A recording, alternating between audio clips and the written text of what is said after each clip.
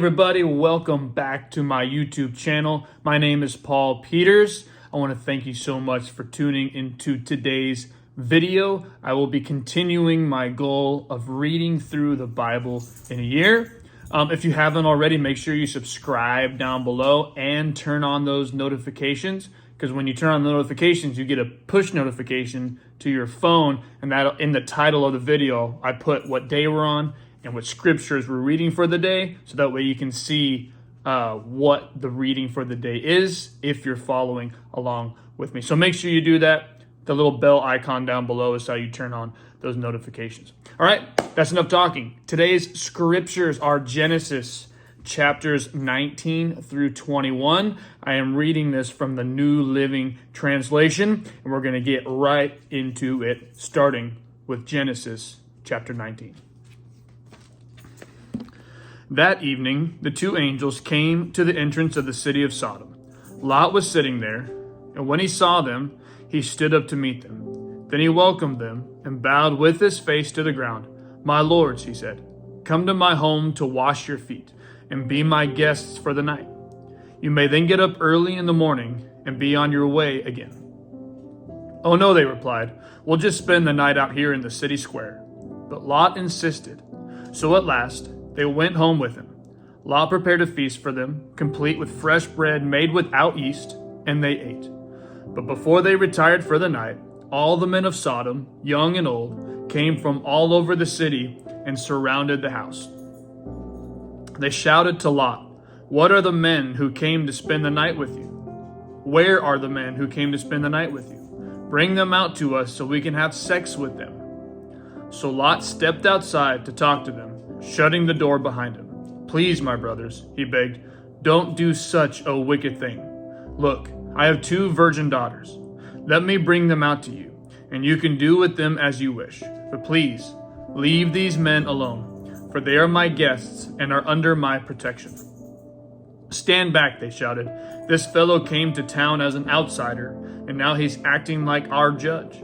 We'll treat you far worse than those other men." And they lunged toward Lot to break down the door. But the 2 angels reached out, pulled Lot into the house, and bolted the door. Then they blinded all the men, young and old, who were at the door of the house, so they gave up trying to get inside. Meanwhile, the angels questioned Lot. "Do you have any other relatives here in the city?" they asked.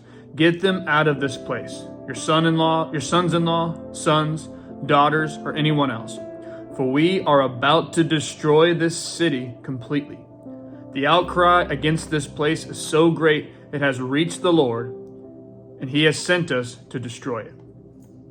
So Lot rushed out to tell his daughters' fiancés, "Quick, get out of the city.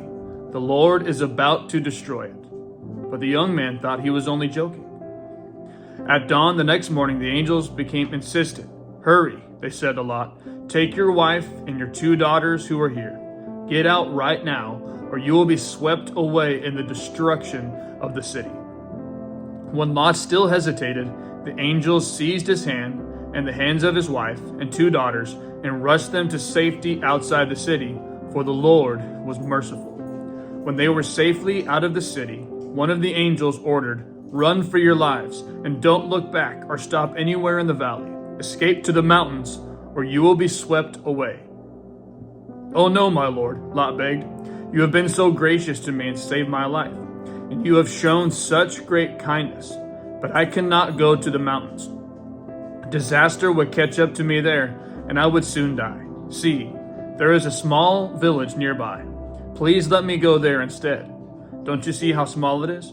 Then my life will be saved." "All right," the angel said, "I will grant your request. I will not destroy the little village, but hurry, escape to it, for I can do nothing until you arrive there." This explains why that village was known as Zoar, which means little place. Lot reached the village just as the sun was rising over the horizon. Then the Lord rained down fire and burning sulfur from the sky on Sodom and Gomorrah.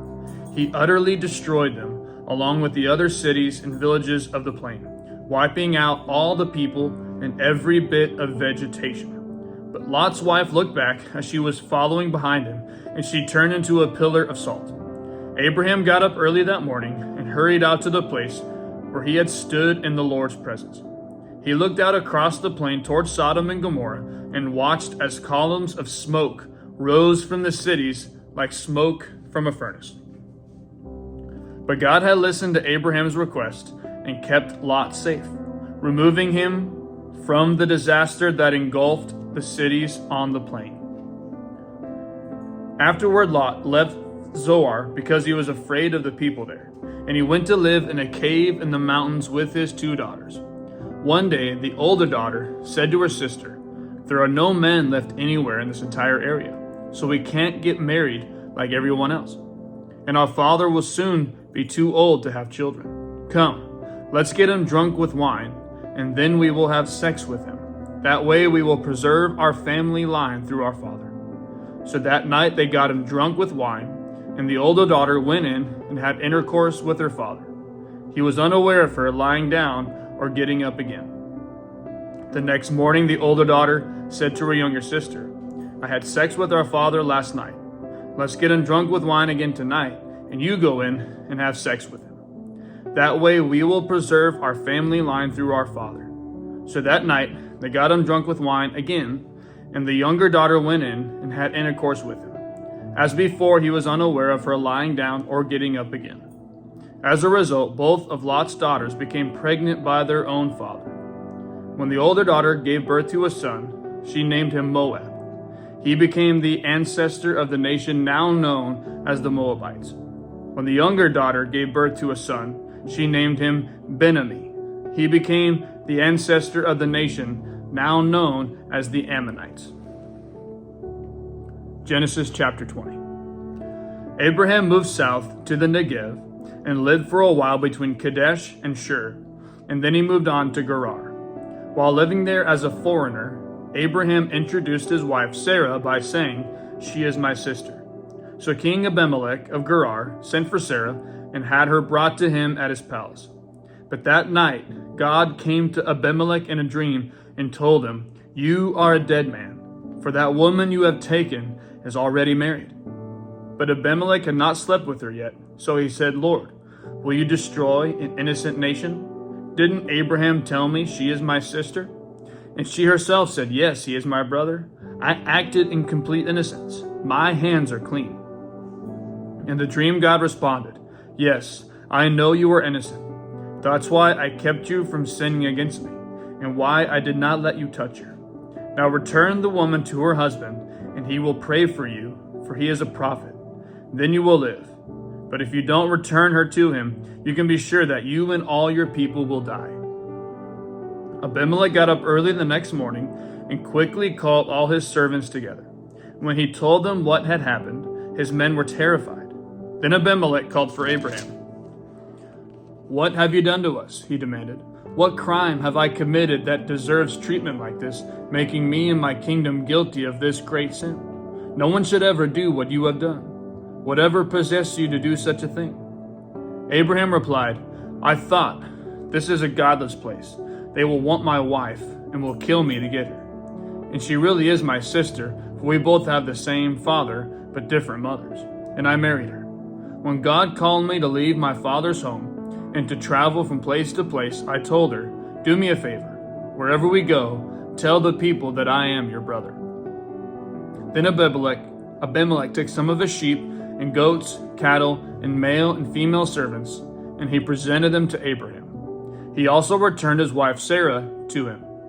Then Abimelech said, 'Look over my land and choose any place where you would like to live.'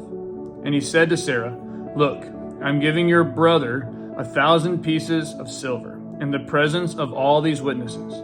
This is to compensate you for any wrong I may have done to you. This will settle any claim against me, and your reputation is cleared.' Then Abraham prayed to God, and God healed Abimelech, his wife, and his female servants so they could have children. For the Lord had caused all the women to be infertile because of what happened with Abraham's wife, Sarah." Genesis chapter 21. The Lord kept his word and did for Sarah exactly what he had promised. She became pregnant, and she gave birth to a son for Abraham in his old age. This happened at just the time God had said it would. And Abraham named their son Isaac. 8 days after Isaac was born, Abraham circumcised him as God had commanded. Abraham was 100 years old when Isaac was born. And Sarah declared, God has brought me laughter. All who hear about this will laugh with me. Who would have said to Abraham that Sarah would nurse a baby? Yet I have given Abraham a son in his old age. When Isaac grew up and was about to be weaned, Abraham prepared a huge feast to celebrate the occasion. But Sarah saw Ishmael, the son of Abraham, and her Egyptian servant Hagar, making fun of her son Isaac. So she turned to Abraham and demanded, Get rid of that slave woman and her son. He is not going to share the inheritance with my son Isaac. I won't have it. This upset Abraham very much, because Ishmael was his son. But God told Abraham, Do not be upset over the boy and your servant. Do whatever Sarah tells you, for Isaac is the son through whom your descendants will be counted. But I will also make a nation of the descendants of Hagar's son, because he is your son too. So Abraham got up early the next morning, prepared food and a container of water, and strapped them on Hagar's shoulders. Then he sent her away with their son, and she wandered aimlessly in the wilderness of Beersheba. When the water was gone, she put the boy in the shade of a bush. Then she went and sat down by herself about 100 yards away. I don't want to watch the boy die, she said, as she burst into tears. But God heard the boy crying, and the angel of God called to Hagar from heaven, Hagar, what's wrong? Do not be afraid. God has heard the boy crying as he lies there. Go to him and comfort him, for I will make a great nation from his descendants. Then God opened Hagar's eyes, and she saw a well full of water. She quickly filled her water container and gave the boy a drink. And God was with the boy as he grew up in the wilderness. He became a skillful archer, and he settled in the wilderness of Paran. His mother arranged for him to marry a woman from the land of Egypt. About this time, Abimelech came with Phicol, his army commander, to visit Abraham. God is obviously with you, helping you in everything you do, Abimelech said. Swear to me in God's name that you will never deceive me, my children, or any of my descendants. I've been loyal to you, so now swear that you will be loyal to me and to this country where you are living as a foreigner. Abraham replied, Yes, I swear to it. Then Abraham complained to Abimelech about a well that Abimelech's servants had taken by force from Abraham's servants. This is the first I've heard of it, Abimelech answered. I have no idea who is responsible. You have never complained about this before. Abraham then gave some of his sheep, goats, and cattle to Abimelech, and they made a treaty. But Abraham also took 7 additional female lambs and set them off by themselves. Abimelech asked, Why have you set these 7 apart from the others? Abraham replied, Please accept these 7 lambs to show your agreement that I dug this well. Then he named the place Beersheba, which means well of the oath, because that was where they had sworn the oath. After making their covenant at Beersheba, Abimelech left with Phicol, the commander of his army, and they returned home to the land of the Philistines. Then Abraham planted a tamarisk tree at Beersheba, and there he worshipped the Lord, the eternal God. And Abraham lived as a foreigner in Philistine country for a long time. Sorry if you heard any noise in the background. One of our dogs decided to chase her tail early on in the video, and our other dog just likes to bark at just about any little noise that he hears outside. So that's just life, though. That's part of our daily life, making noise in the background. But again, thank you for watching the video. We'll see you back here tomorrow for day 7 of reading through the Bible in a year.